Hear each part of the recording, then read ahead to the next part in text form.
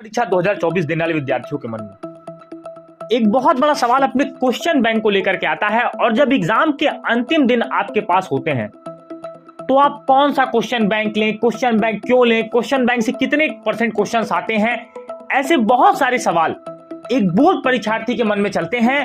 आज आप इन्हीं सवालों के जवाब को जानने वाले हैं कि आखिर क्वेश्चन बैंक होते क्या हैं, क्वेश्चन बैंक हमारी प्रिपरेशन में हमारी मदद कैसे करते हैं और क्वेश्चन बैंक का सही इस्तेमाल क्या है, क्वेश्चन बैंक को कैसे हम अपने एग्जाम के स्कोर को बढ़ाने के लिए, अपने एग्जाम के पेपर को ज्यादा से ज्यादा सॉल्व करने के लिए हम इनका यूज कर सकते हैं।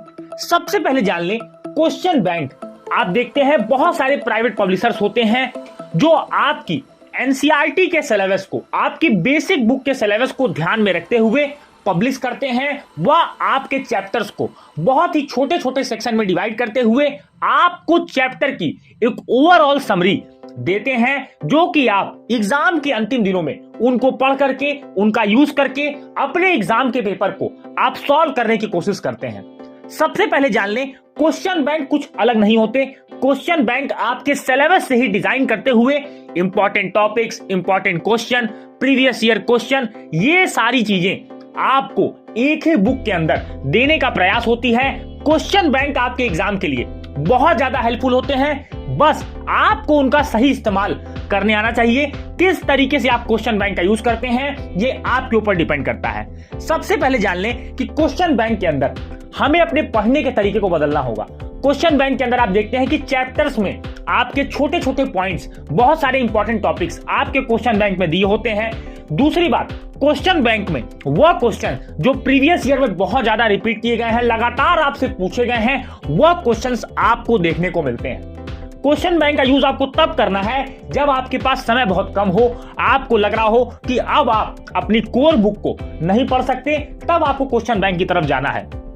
पहला तरीका यह है कि जब आप क्वेश्चन बैंक को पढ़ रहे हैं उसके पहले आपको आपके बोर्ड के द्वारा जो मॉडल पेपर जारी किया गया है उसमें आप ये देखिए कि किस तरीके के क्वेश्चंस आपसे पूछे गए हैं। हर बोर्ड अपनी ऑफिशियल वेबसाइट पे एग्जामिनेशन से 2 से 3-4 महीने पहले अपने मॉडल पेपर को जारी कर देता है, ताकि एक स्टूडेंट को आइडिया लगे कि आपका आने वाला बोर्ड एग्जाम, आपके आने वाले बोर्ड एग्जाम में लेवल ऑफ क्वेश्चंस कैसे रहने वाले हैं, किस तरीके के क्वेश्चंस आपसे पूछे जाने वाले हैं। और क्वेश्चन बैंक उसी मॉडल पेपर को बेस बनाते हुए नए नए टाइप के क्वेश्चंस को डिजाइन करता है, अपनी उस बुकलेट में रखता है, जिनको पढ़ करके आप एग्जाम में अच्छा स्कोर कर सकते हैं। बात करें कि आप क्वेश्चन बैंक का यूज कैसे करें।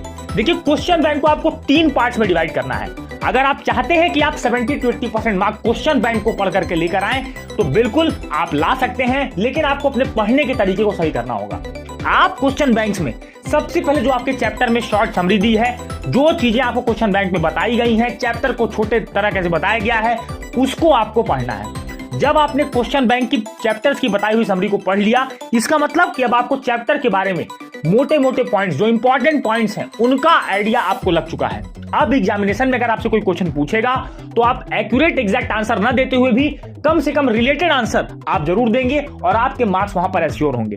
दूसरी बात है, आपको सबसे पहले क्वेश्चन बैंक के अंदर हर क्वेश्चन को नहीं पढ़ना। जितने भी लॉन्ग आंसर क्वेश्चन आपको दिए गए हैं वहां पर उन क्वेश्चंस पर आपको ज्यादा फोकस करना है, यानी कि ऐसे क्वेश्चंस जो प्रीवियस ईयर पेपर में बहुत ज्यादा बार पूछे गए हैं। आप ऐसे क्वेश्चंस को क्वेश्चन बैंक में देखते हो जो क्वेश्चंस बार बार रिपीटेड होते हैं, कुछ अलग तरीके से पूछे जाते हैं।